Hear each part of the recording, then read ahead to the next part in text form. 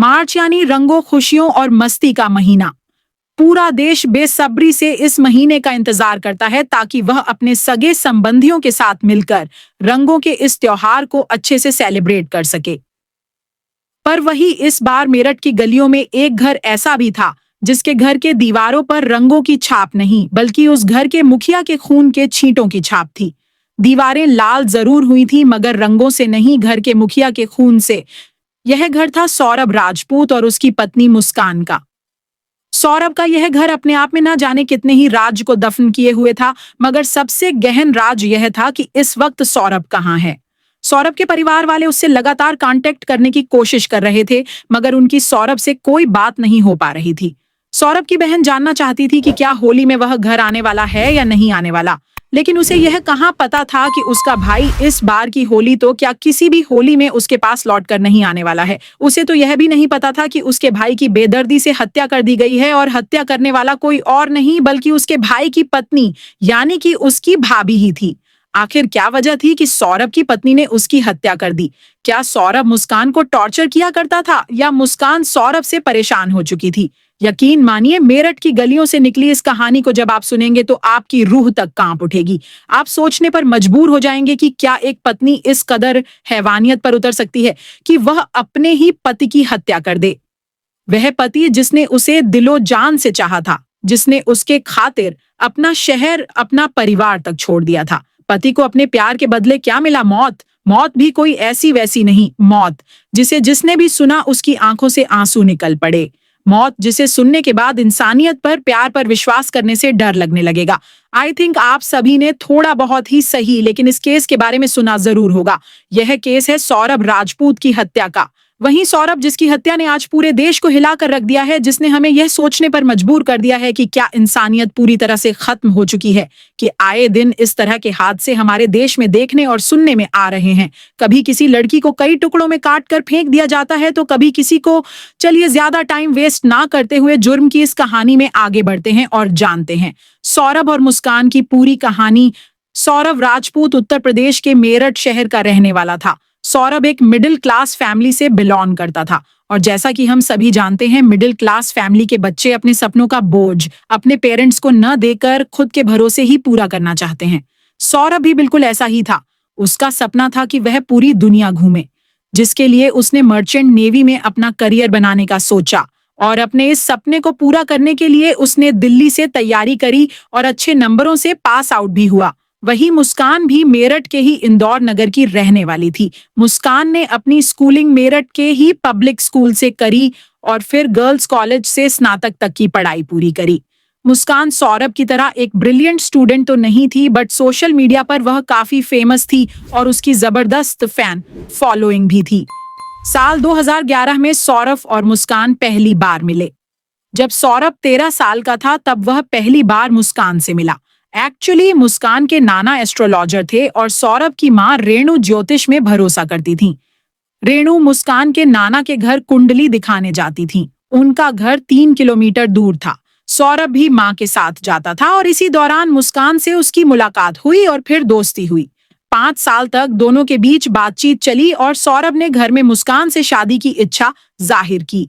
परिवार ने इस शादी से मना कर दिया क्योंकि उस वक्त सौरभ और मुस्कान दोनों ही नाबालिग थे। सौरभ ने 12वीं के बाद मर्चेंट नेवी का कोर्स किया और जॉब के लिए अप्लाई करने लगा। उसका मुस्कान से मुलाकात का सिलसिला जारी रहा। इसी दौरान साल 2016 में सौरभ को लंदन बेस्ड एक कंपनी के शिप में जॉब मिल गई। तब उसे इंडिया छोड़कर लंदन जाना पड़ा। इस दौरान सौरभ और मुस्कान दोनों ही व्हाट्सएप चैट और वीडियो कॉलिंग के द्वारा एक दूसरे से जुड़े हुए थे। छुट्टियों के दौरान सौरभ जब अपने शहर आता तो वह उन दिनों को मुस्कान के साथ स्पेंड करने में बिता देता था। लॉन्ग ड्राइव पर जाना, मूवीज देखना, एक दूसरे में खोए रहना, बस यही सौरभ की दुनिया बन जाती थी। वह मुस्कान के साथ जल्द से जल्द शादी कर लेना चाहता था। मुस्कान भी सौरभ के सेट करियर को देखते हुए उसके साथ अपनी जिंदगी जीने के सपने देखने लगी थी। मगर यहाँ पर एक अड़चन थी और वह थी सौरभ के परिवार वाले। सौरभ के परिवार वाले मुस्कान को रत्ती भर भी पसंद नहीं करते थे। मुस्कान का चाल चलन उन्हें बिल्कुल भी नहीं भाता था, इसलिए वह नहीं चाहते थे कि उसकी शादी उनके लाडले से हो जाए जिसकी वजह से उसका भविष्य चौपट हो जाए। दूसरी तरफ मुस्कान के पेरेंट्स को भी यह रिश्ता कुछ खास पसंद नहीं था, क्योंकि उनके अकॉर्डिंग मर्चेंट नेवी की जॉब में रिस्क ज्यादा होते हैं और वह नहीं चाहते थे कि किसी भी वजह से उनकी बेटी को बुरा दिन देखना पड़े। वह चाहते थे कि उनकी बेटी की शादी एक ऐसे शख्स से हो जो ताउम्र उसके पास रहे, उसके साथ रहे। सौरभ ने अपनी फैमिली को मनाने की काफी कोशिश करी, लेकिन जब उसे लगा कि कोई भी उसकी बात नहीं मानेगा, उसकी फीलिंग को नहीं समझेगा, तो उसने और मुस्कान ने भागकर शादी करने की सोची, जिसे उन्होंने 25 दिसंबर 2016 को अंजाम भी दे दिया। उन्होंने इस दिन हरिद्वार के एक मंदिर में जाकर गुपचुप तरीके से शादी रचा ली और वापस मेरठ लौट आए। अपने बेटे को अपनी मनमानी करता देख उसके पेरेंट्स ने उसे धमकी दी कि यदि उसने मुस्कान से संबंध रखा तो उसे उन्हें छोड़ना होगा। सौरभ के सर पर प्यार का भूत इस कदर सवार था कि उसे अपने माता पिता की कोई फिक्र नहीं थी। परिवार से मिली धमकियों के बावजूद उसने कोर्ट में अपनी और मुस्कान की शादी के लिए अपील डाल दी, जिसे 2 महीने बाद के लिए मंजूरी भी मिल गई। 2 महीने के बाद सौरभ ने अपने परिवार की मर्जी की परवाह न करते हुए मुस्कान से कोर्ट मैरिज कर ली। अब सौरभ और मुस्कान ऑफिशियल पति पत्नी बन चुके थे। शादी के बाद सौरभ जब मुस्कान को लेकर घर पहुंचा तो उसके घर वाले काफी नाराज हुए, मगर बेटे की जीत के सामने वह बेबस हो गए। उन्होंने मुस्कान को अपनाना भी चाहा, मगर कुछ समय में उन्हें यह समझ में आ गया कि मुस्कान को लेकर उनकी जो राय थी वह बिल्कुल सही थी।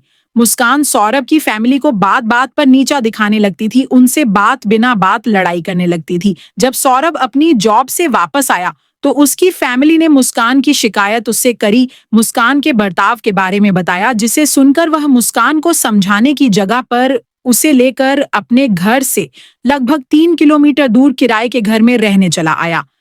उसकी इस हरकत से उसके फादर इस कदर नाराज हो गए कि उन्होंने सौरभ को बहुत डांटा और फिर उसे परिवार से बेदखल कर दिया।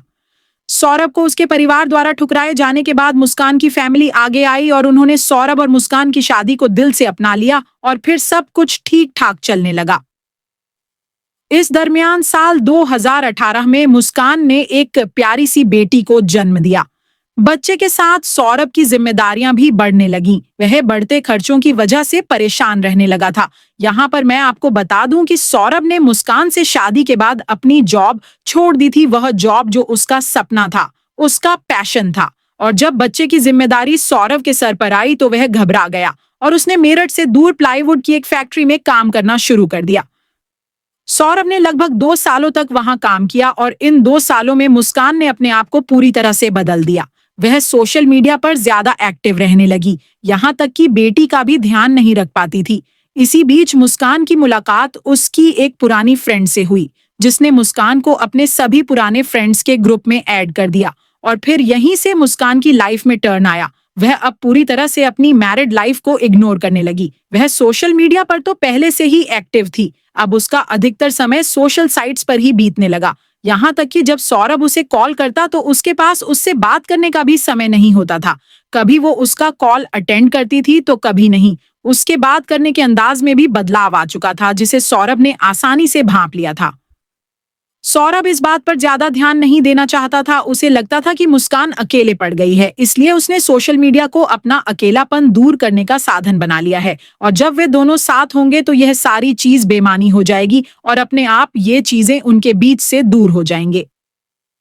सौरभ को अंदाजा तक नहीं था कि उसका यह सोचना किस हद तक गलत है, क्योंकि उसके और मुस्कान के बीच एक तीसरे इंसान की एंट्री हो चुकी थी और वह इंसान था साहिल शुक्ला। साहिल शुक्ला और मुस्कान एक दूसरे को स्कूल टाइम से ही जानते थे, लेकिन समय के साथ उनके बीच कोई कनेक्टिविटी नहीं रह गई थी। बट व्हाट्सएप ग्रुप में ऐड होने के बाद मुस्कान और साहिल ने एक दूसरे को उनकी डीपी को देखकर पहचान लिया और फिर उनकी बातें होने लगीं। पहले उनके चैट्स आपस में कैजुअल ही होते थे, बट धीरे धीरे वह दोनों एक दूसरे के लाइफ में इन्वॉल्व होने लगे, एक दूसरे से मिलने जुलने लगे। पहले तो ये मुलाकातें कैफे या पार्क तक ही सीमित थी, बट धीरे धीरे हालत यूं बदले कि मुस्कान ने साहिल को सौरभ की जगह दे दी। वह उसे अपने घर बुलाने लगी और फिर दोनों ही सारे रिश्ते नातों को ताक पर रखकर हवस और वासना का गंदा खेल खेलने लगे। मुस्कान की इन हरकतों की खबर सौरभ से भी छुपी नहीं रही, जिसके बाद उसने अपनी जॉब छोड़ दी और घर आने का फैसला किया।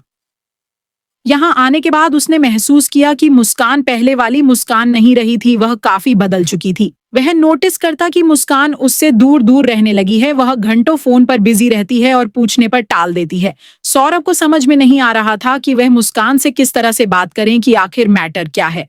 इसी बीच एक दिन जब मुस्कान बाथरूम में थी तो सौरभ ने उसका फोन चेक किया, जो कि गलती से उस टाइम लॉक नहीं था। फोन में पड़े चैट्स को देखते ही सौरभ को अपनी दुनिया उजड़ती नजर आने लगी।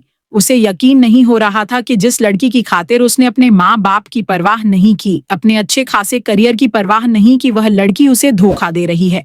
वह किसी साहिल के साथ अपनी लाइफ एंजॉय करने लगी है। वैसे तो इस बात की खबर सौरभ को पहले से ही लग चुकी थी, बट आज फोन देखने के बाद वह पूरी तरह से कंफर्म भी हो गया था। इसके बाद सौरभ ने मुस्कान से इस बारे में बात करी। बातचीत के दौरान मुस्कान ने सौरभ से कहा कि वह साहिल को पसंद करती है और किसी भी कीमत पर उसे नहीं छोड़ेगी। सौरभ इन बातों से इतना आहत हुआ कि वह अपने एक फ्रेंड की मदद से वापस लंदन चला गया और वहां एक बेकरी कंपनी में जॉब करने लगा। सौरभ ने सोचा कि हो सकता है जब वह नाराज होकर मुस्कान के पास से चला जाएगा तो उसे अपनी गलती का एहसास होगा, मगर ऐसा कुछ भी नहीं हुआ। इसके उलट अब मुस्कान खुलकर साहिल के साथ एंजॉय करने लगी। साहिल के बारे में गौर करने वाली एक बात थी कि वह नॉर्मल लोगों से थोड़ा हटकर था। वह black magic, super natural power जैसी चीजों पर भरोसा करता था। दरअसल साल 2020 में साहिल की माँ की डेथ हो गई थी और तभी से वह इमेजिनेशन की दुनिया में जीने लगा था। उसे लगता कि उसकी माँ उसके आसपास है और वह हर वक्त उसे देख रही है, उससे बात कर रही है। जब मुस्कान को साहिल की इस मानसिक स्थिति का पता चला तो उसके शैतानी दिमाग ने एक साजिश रच डाली। उसने अपने फोन में एक फेक प्रोफाइल बनाई और उससे साहिल को मैसेज करने लगी, उसकी माँ बनकर।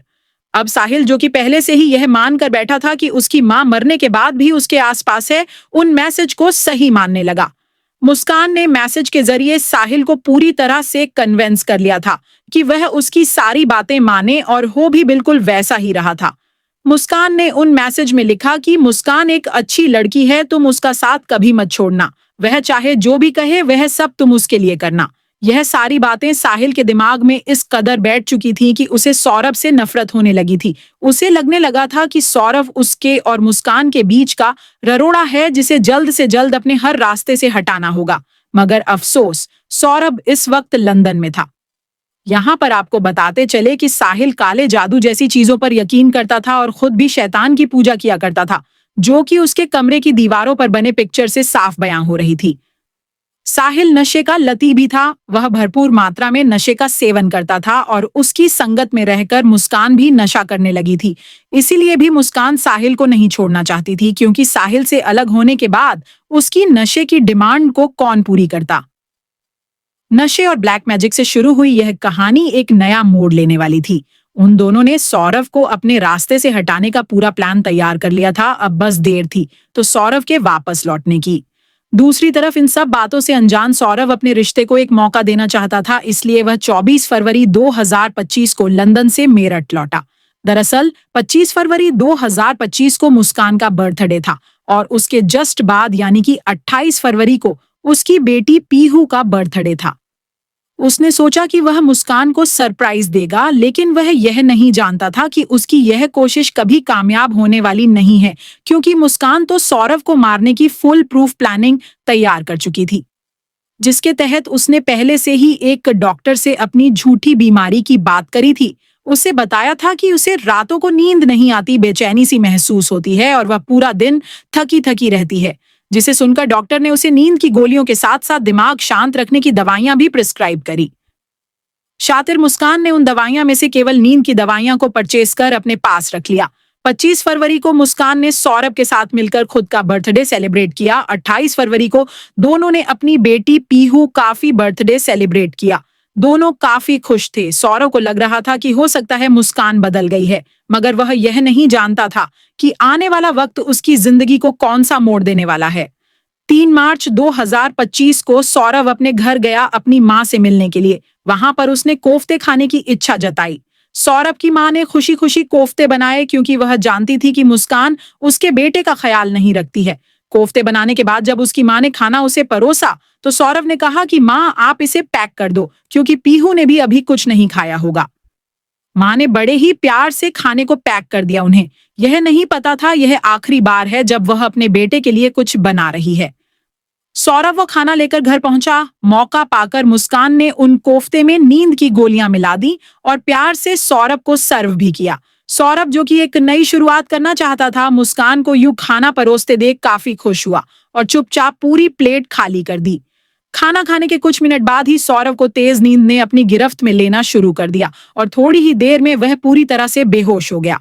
जब मुस्कान ने देखा कि सौरभ के ऊपर गोलियों ने अपना असर दिखा दिया है, तो उसने जल्दी जल्दी साहिल को फोन कर वहां बुला लिया और दोनों ने मिलकर हैवानियत का खेल खेलना शुरू कर दिया। प्री प्लान मर्डर के तहत मुस्कान ने पहले से ही धारदार चाकू तैयार कर रखी थी, जिसकी मदद से उसने सौरभ के सीने में कई बार किए, जिसके बाद साहिल ने उसका धड़ सर से अलग कर दिया। इतना करने के बाद उन दोनों हैवानों ने मासूम सौरभ की बॉडी को बाथरूम में ले जाकर काटना शुरू कर दिया। उन्होंने उसके दोनों हाथ पैर उसकी बॉडी से अलग कर दिया और फिर सिर और हाथ को छोड़कर बाकी के दूसरे पार्ट्स को अच्छे से पैक कर मुस्कान के बेड बॉक्स में रख दिया। सौरभ की कटे हुए सर और हाथ को साहिल अपने साथ अपने घर ले गया ताकि वह उस पर ब्लैक मैजिक जैसी चीजें कर सके। अगले दिन उन दोनों ने सौरभ की बॉडी को एक ड्रम में डालकर सीमेंट के घोल से उसे पूरी तरह से बंद कर दिया। उनकी करतूतों को अंजाम देने के बाद मुस्कान ने सौरभ के फोन से उसकी बहन सिमरन और भाई को मैसेज किया कि वह मुस्कान के साथ अपने रिश्ते को एक मौका देना चाहता है। इसलिए वे दोनों एक लॉन्ग वेकेशन पर निकल रहे हैं, जिसमें वह पहले शिमला जाएंगे और फिर मनाली और कसौल जाएंगे। परिवार वालों को लगा कि सौरभ घूम रहा है। वह पूरी तरह से निश्चित थे। वह यह नहीं जानते थे कि उनका लाडला तो एक ड्रम में धीरे धीरे गल रहा है, सड़ रहा है। दूसरी तरफ मुस्कान सौरभ के फोन से लगातार उसके परिवार को और सोशल साइट्स पर वीडियो को अपलोड करती जा रही थी, जिससे कि सभी को लगे कि सौरभ घूम रहा है। 17 मार्च 2025 तक सभी को ऐसा ही लग रहा था कि सौरभ अपनी पत्नी के साथ घूम रहा है, मगर उसके बाद सौरभ की बहन जब लगातार सौरभ को फोन करने लगी ताकि वह जान पाए कि वह घर कब आएगा, तो सौरभ ने फोन नहीं उठाया। उसे बात कुछ गड़बड़ लगी, क्योंकि सौरभ चैट पर तो बात कर रहा है, फिर फोन क्यों नहीं उठा रहा। उसे संदेह तो हो रहा था, मगर फिर उसने ज्यादा कुछ ध्यान नहीं दिया, क्योंकि वैसे भी शुरू से ही सौरभ जब मुस्कान के साथ होता था तो परिवार के साथ काफी वर्ड बिहेव करता था। 18 मार्च 2025 को मुस्कान छुट्टियां मनाकर घर पहुंची तो सीधे अपने मायके गई, जहां दरवाजा उसकी मां ने खोला। दरवाजा खुलते ही मुस्कान फूट फूट कर रोने लगी। वह कहने लगी कि मां, सौरभ को उसके परिवार वालों ने मिलकर मार दिया। पहले तो उन्हें विश्वास नहीं हुआ, लेकिन बेटी की हालत को देखते हुए उन्होंने ज्यादा बात करना उचित नहीं समझा। उन्होंने मुस्कान को ढाढ़स बंधाया और अपने साथ थाने चलने को कहा ताकि सौरभ के मर्डर की कंप्लेंट लिखवाई जा सके। थाने जाते वक्त मुस्कान के फादर ने मुस्कान से बड़े प्यार से पूछा कि सच बताओ कि आखिर बात क्या है। तब मुस्कान ने उनसे सारी बात बता दी कि उसने और साहिल ने मिलकर सौरभ का मर्डर कर दिया है। यह सुनकर मुस्कान के पेरेंट्स के पैरों तले से जमीन खिसक गई। वे सकते में आ गए। इसके बावजूद उन्होंने धैर्य से काम लिया और मुस्कान को लेकर ब्रह्मपुरी थाने पहुंच गए। वहां जाकर मुस्कान के फादर ने सारी सच्चाई पुलिस के सामने रख दी। पुलिस ने रिपोर्ट दर्ज करते हुए सौरभ राजपूत के घर की तलाशी ली, जहां उन्हें वह नीला ड्रम मिला जिसमें मुस्कान ने सौरभ की बॉडी को सीमेंट से कैद कर रखा था। पुलिस ने उस ड्रम को सीधे मोर्चरी भिजवा दिया और फिर आगे की कार्यवाही शुरू कर दी। पुलिस ने साहिल को भी गिरफ्तार कर लिया। फिलहाल दोनों जेल में बंद है। आगे के कार्यवाही की जा रही है। फैसला क्या होगा यह तो आने वाला वक्त ही बताएगा। फैसला चाहे जो भी हो, लेकिन इस वारदात, इस कहानी से हमें यह सीख जरूर मिलती है कि कोई भी रिश्ता तभी तक कायम रह सकता है जब तक उसमें विश्वास और एक दूसरे के प्रति रिस्पेक्ट हो। विश्वास खत्म तो रिश्ता भी खत्म। काश मुस्कान के बारे में इतना कुछ जानने के बाद भी सौरभ ने उससे दूरी बना ली होती, अपने परिवार की बात मान ली होती, तो आज वह जिंदा होता। आज की कहानी में बस इतना ही। मिलते हैं अगले वीडियो में। तब तक के लिए स्वस्थ रहें, सतर्क रहें। धन्यवाद।